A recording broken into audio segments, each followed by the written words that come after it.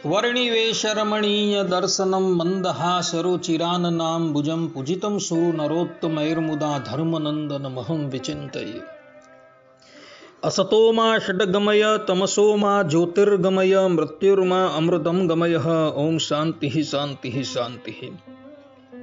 अस्मद्गुरु समारंभां नाथयामून मध्यमां लक्ष्मीवल्लभ पर्यंतां वंदे गुरु परंपरा। આજની જ્ઞાન સભાની અંદર પધારનારા બધા જ ભગવત ભક્તોને વેદાંતાચાર્ય, પુરાણ ઇતિહાસ આચાર્ય, એમએ ફિલોસોફી શાસ્ત્રી રાકેશભાઈના હિતપૂર્વક જય સ્વામિનારાયણ। ભક્તો, આજની આ જ્ઞાન સભાની અંદર આપણે બધા એક બહુ જ મહત્વની બાબત પર વિચાર વિમર્શ કરશું, અને એ બાબત છે કે શું હિન્દુ શબ્દ જે છે એ ઉર્દુ ભાષાની દેન છે? આ બાબતની અંદર આપણે આપણા સનાતન ધર્મના ગ્રંથો પરથી થોડો વિચાર વિમર્શ કરશું। વિશ્વની પ્રસિદ્ધ યુનિવર્સિટી ઓક્સફર્ડ યુનિવર્સિટીના શ્વેત અંગ્રેજોનું માનવું એવું છે કે હિન્દુ શબ્દ જે છે એ ઉર્દુ ભાષાની દેન છે, અને એ લોકોનું આંધળું અનુકરણ કરી ભારતની અંદર રહેનારા કેટલાક નામ માત્રના સાક્ષર લોકો, જેને આપણે કાળા અંગ્રેજો કહી શકીએ છીએ, એવો પણ આ જ અંગ્રેજોનું અનુકરણ કરતા થતા કહે છે કે હિન્દુ શબ્દ જે છે એ ઉર્દુ ભાષાની દેન છે, અને આ પ્રમાણે જે એ લોકો બોલે છે એ બાબતમાં એ લોકો પાસે કોઈ પણ જાતના પૂરતા પ્રમાણ નથી। જ્યારે સનાતન ધર્મીઓ પાસે પોતાના સનાતન ધર્મના પૂરતા પ્રમાણ છે કે આ હિન્દુ શબ્દ જે છે એ ઉર્દુનો નથી, પરંતુ એ હિન્દુ શબ્દ જે છે એ અનાદિનો છે। તો સર્વપ્રથમ આપણે બધા આ હિન્દુ શબ્દનો અર્થ શું થાય એ પર થોડો વિચાર કરી લઈએ, કારણ કે ભારતની અંદર રહેનારા જે હિન્દુઓ છે એમાંથી 100માંથી 95% લોકોને આ હિન્દુ શબ્દનો અર્થ જે છે એ ખબર ન હશે। હિન્દુ શબ્દની વ્યાખ્યા કરતા રામકોશની અંદર કહેવાયું છે કે હિન્દુર દુષ્ટ નૃહ પ્રોક્તો અનાર્ય નીતિવિદૂષક સદ્ધર્મ પાલકો વિદ્વાન શ્રોત ધર્મ પરાયણ। अर्थात कि दुष्ट नर को दंड देने वाला, अनार्य नीति का विदूषक, सद्धर्म पालक विद्वान और वैदिक धर्म परायण व्यक्ति हिंदू कहा जाता है। કહેવાનું તાત્પર્ય એ છે કે જે દુષ્ટોનું હનન કરનાર છે તથા જે નીતિ નિપુણ છે અને સદ્ધર્મના પાલનની અંદર આરૂઢ છે અને વૈદિક ધર્મ પરાયણ છે, એ જ વાસ્તવની અંદર હિન્દુ છે, એવું રામકોશની અંદર કહેલું છે ભક્તો। એ જ પ્રમાણે શબ્દ કલ્પદ્રુમ નામના કોશની અંદર પણ કહ્યું છે હીનમ દૂષયતિ ઇતિ હિન્દુહુ, અર્થાત કે જે अधर्मी मनुष्य को दूर हटाता है उसे हिंदू कहा जाता है। अर्थात के जे अधर्मी मनुष्य ने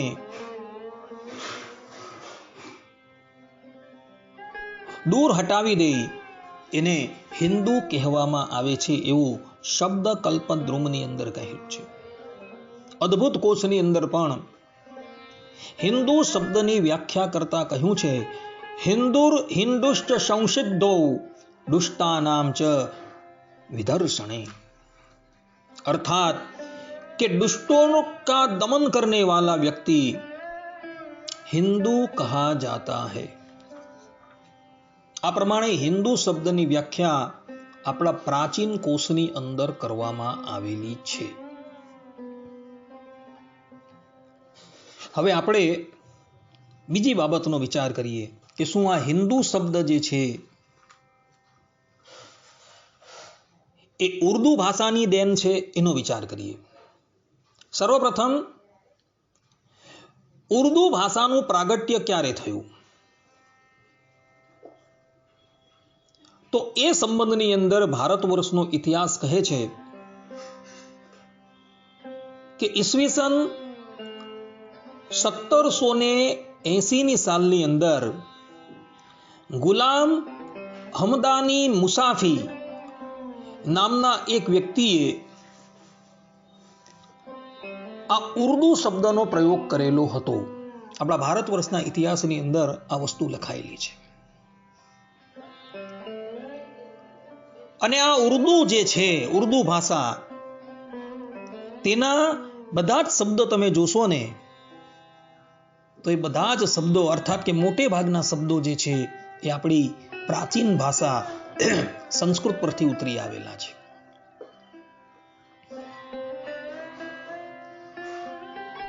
કહેવાનું તાત્પર્ય એ કે ઉર્દુ ભાષા જે છે એ વધારે પડતો આધાર સંસ્કૃત પર રાખે છે અને એનું પ્રાગટ્ય જે છે ઈસવીસન 1780ની અંદર થયું છે.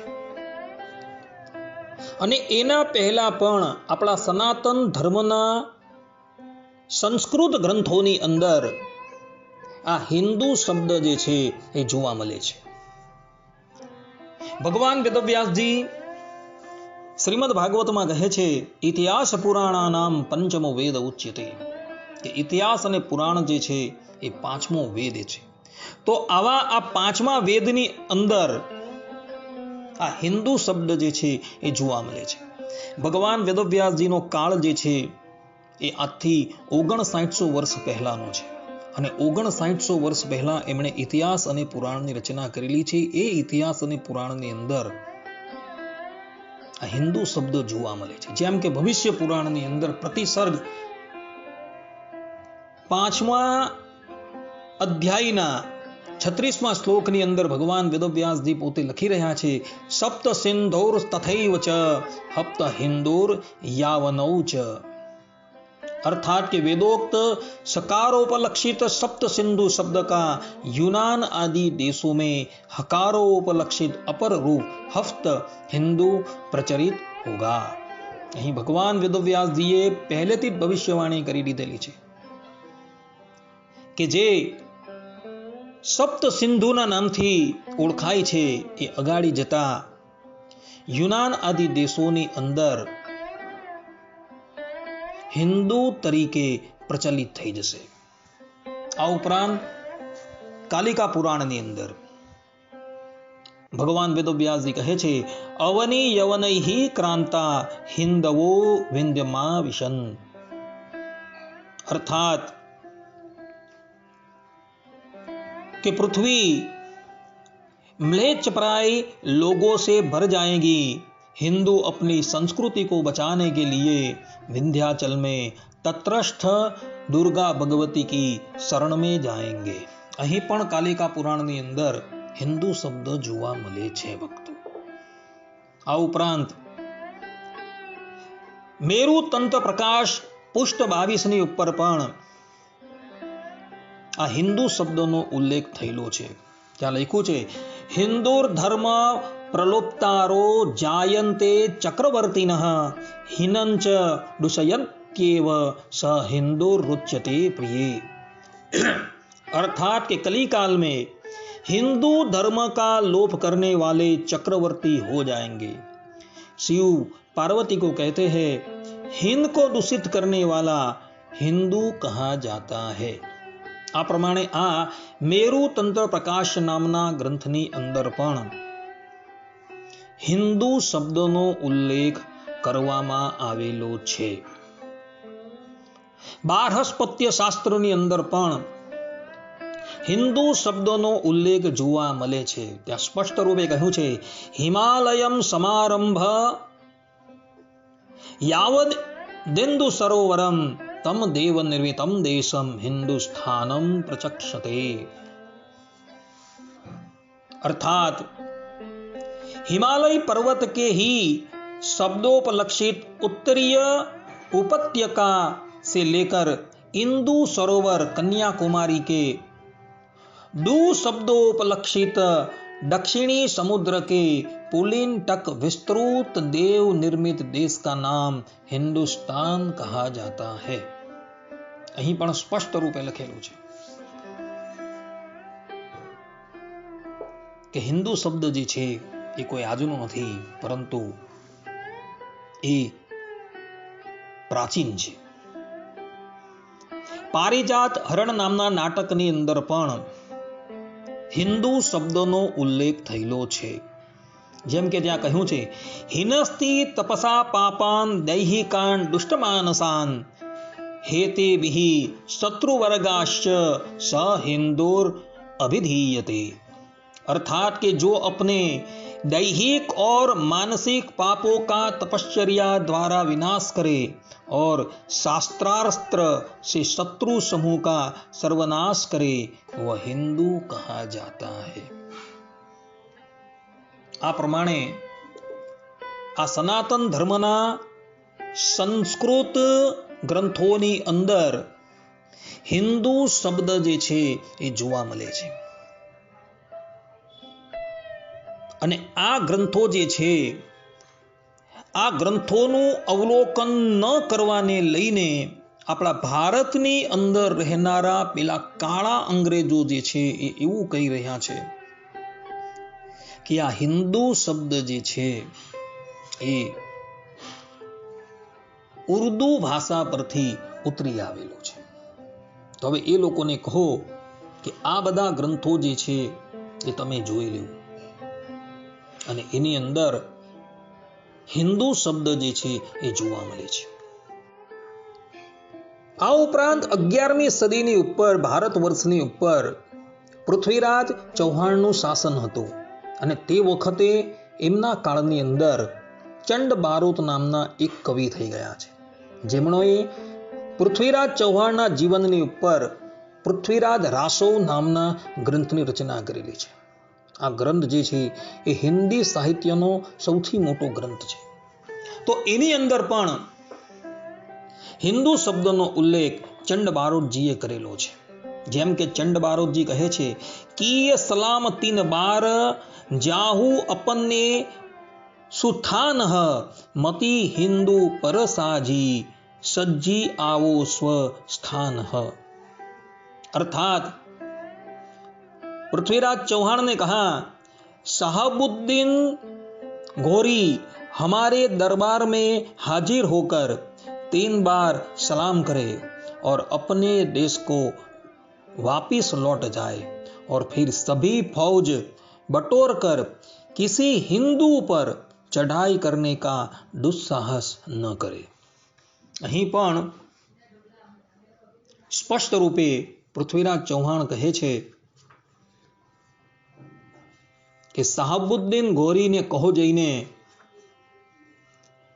કે અમારા દરબારમાં આવે અને 3 વખત અમને એ સલામ કરે અને પછી એને પ્રતિજ્ઞા લે કે હવે પછી અમે ક્યારેય પણ હિન્દુસ્તાનની ઉપર ચઢાઈ ન કરશું. આમ 11મી સદીની અંદર જેની રચના થઈ છે એવા પૃથ્વીરાજ રાસવ નામના ગ્રંથની અંદર પણ હિન્દુ શબ્દોનો ઉલ્લેખ જોવા મળે છે. કાશીની અંદર રામાનંદ આચાર્ય નામના એક સંત રહેતા હતા, જેના 12 શિષ્ય હતા અને એ શિષ્યની અંદર એક કબીરજી પણ હતા. રામાનંદ આચાર્યનો સમય જે છે એ 14 અને 15મી સદીનો મનાય છે અને કબીરજીનો સમય પણ જે છે એ 14 અને 15મી સદીનો મનાય છે. તો કબીરજીએ પોતાના કાવ્યની અંદર પણ હિન્દુ શબ્દોનો ઉલ્લેખ કરેલો છે. જેમ કે કબીરજીની જન્મ સાખી 1888 ની અંદર કબીરજી પોતે કહે છે, સુન્નત કીએ તુરક જો હોવે ઔરત કા ક્યા કરીએ, અર્ધ શરીરી નારી ના છોડીએ તાતે હિન્દુ હો રહીએ. આ પ્રમાણે સ્પષ્ટ રૂપે કબીરજીએ પણ પોતાના કાવ્યની અંદર હિન્દુ શબ્દનો ઉલ્લેખ કરેલો છે. અર્ધ શરીરી નારી ના છોડીએ તાતે હિન્દુ હો રહીએ. 13મી અને 14મી સદીની અંદર પ્રગટ થનારા રામાનંદ આચાર્યના શિષ્ય કબીરજીએ પણ પોતાના કાવ્યની અંદર હિન્દુ શબ્દનો પ્રયોગ કરેલો છે. આ ઉપરાંત પંજાબની ધરતીની ઉપર પ્રગટ થનારા ગુરુ ગોવિંદસિંહજીએ, જેઓએ ગુરુ ગ્રંથ સાહેબની રચના કરેલી છે, જે ગુરુ ગ્રંથ સાહેબની અંદર વધારે પડતા ભગવાન શ્રી રામ, કૃષ્ણ ઇત્યાદિકના પદો જે છે એ જોવા મળે છે. તો એની અંદર પણ ગુરુજીએ હિન્દુ શબ્દનો પ્રયોગ કરેલો જોવા મળે છે. જેમ કે ત્યાં લખેલું છે, સકલ જગત મેં ખાલસા પંથ ગાજે, જગે ધર્મ હિન્દુ સભી ભંડ ભાજે.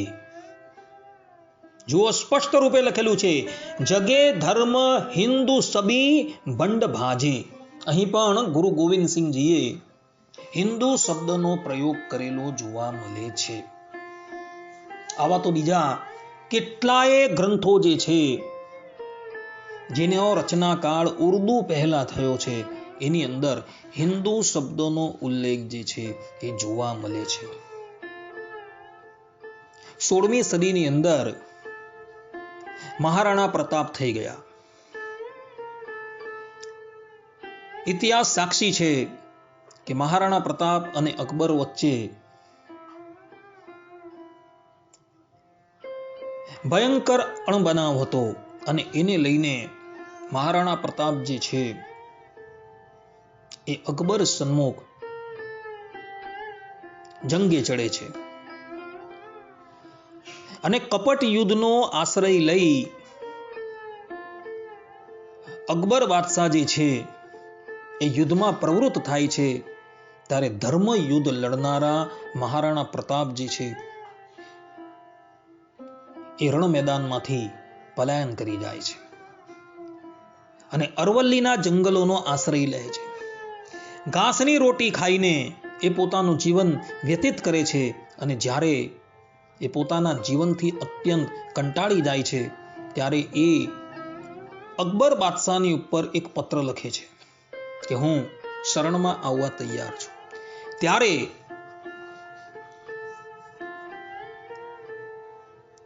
એ જ અકબર બાદશાહના દરબારની અંદર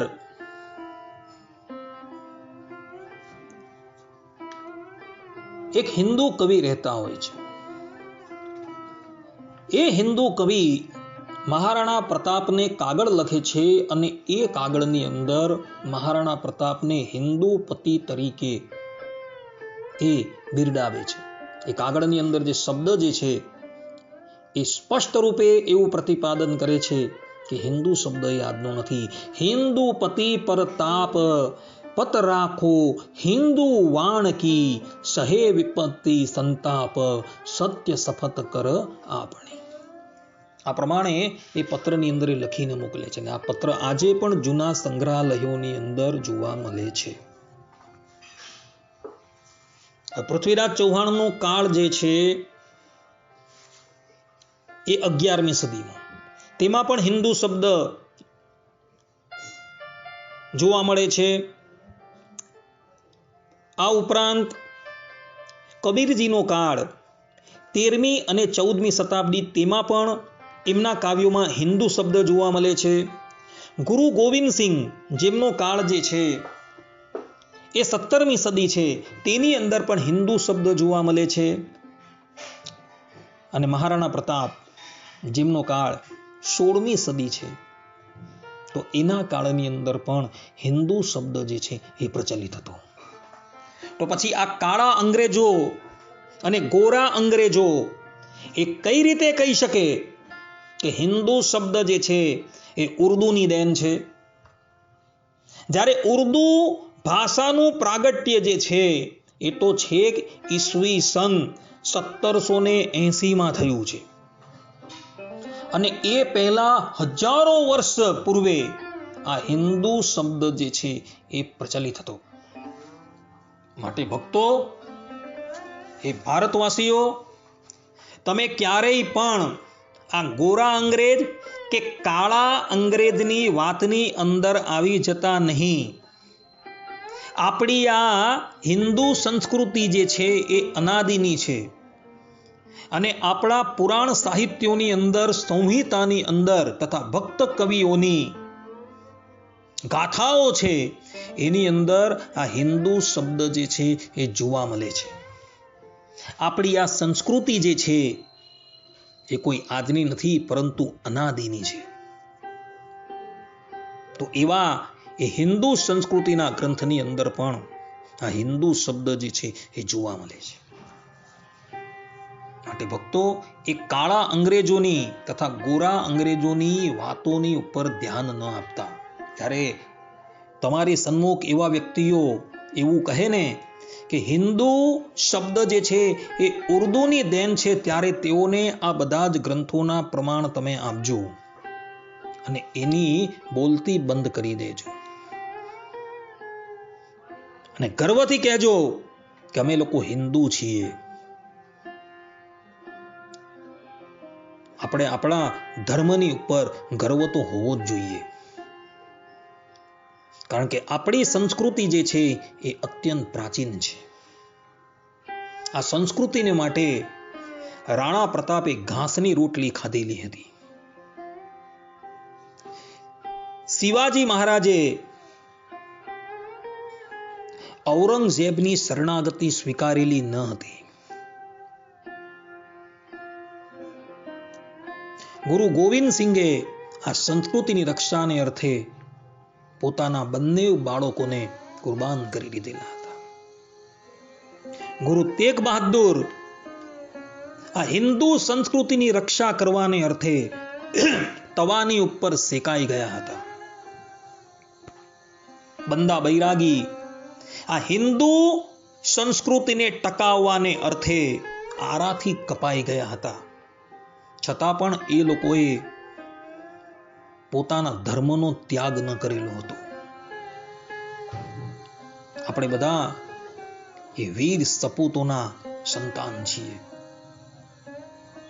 આપણે એ હિન્દુ સંસ્કૃતિની અંદર પ્રગટ થયા છીએ કે જે સંસ્કૃતિની અંદર સાક્ષાત પરબ્રહ્મ પરમાત્મા ભગવાન શ્રી રામ, ભગવાન શ્રી કૃષ્ણ, ભગવાન સ્વામિનારાયણ,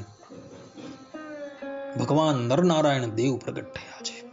અને જે સંસ્કૃતિની અંદર આપણા પરમ પવિત્ર ભગવત સ્વરૂપ આદિ જગતગુરુ શંકરાચાર્યજી, નિંબાર્કાચાર્યજી, મધ્વાચાર્યજી, રામાનુજાચાર્યજી, વલ્લભાચાર્યજી, રામાનંદ આચાર્ય ઇત્યાદિક આચાર્યો પ્રગટ થયા છે, તથા મીરાબાઈ, નરસિંહ મહેતા જેવા મહાન ભગવત ભક્તો આ સંસ્કૃતિની અંદર પ્રગટ થયા છે. આપણે એ સંસ્કૃતિના છીએ.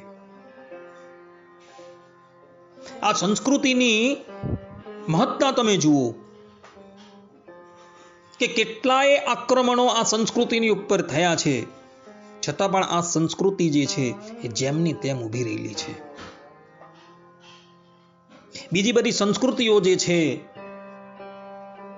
એનું નામ નિશાન અત્યારે જગતની અંદર જોવા નથી મળતું, જ્યારે આ હિન્દુ સંસ્કૃતિ જે છે તેનું આજે પણ અસ્તિત્વ જોવા મળે છે. માટે ભક્તો, આપણી આ સંસ્કૃતિ જે છે તેના પર ગર્વ રાખજો અને ગર્વથી કહેજો કે અમે હિન્દુ છીએ, કારણ કે અમારા નામનો અર્થ જ એટલો બધો ઉચ્ચ કક્ષાનો છે, જેથી કરીને અમે હિન્દુ કહેવાની અંદર ગર્વ અનુભવીએ છીએ. એટલું કહીને હું મારા આ પ્રવચનને અહીં વિરામ આપું છું. સર્વે સંતુ નિરામયઃ, સર્વે સુખીનો ભવંતુ, સર્વભદ્રાણિ પશ્યંતુ, મા કશ્ચિત દુઃખ ભાગ ભવેત. અસ્તુ. જય સ્વામિનારાયણ, જય શ્રીમન્નારાયણ, જય શ્રી કૃષ્ણ, જય શ્રી રામ. હર હર મહાદેવ. વંદે માતરમ. જય હિન્દ.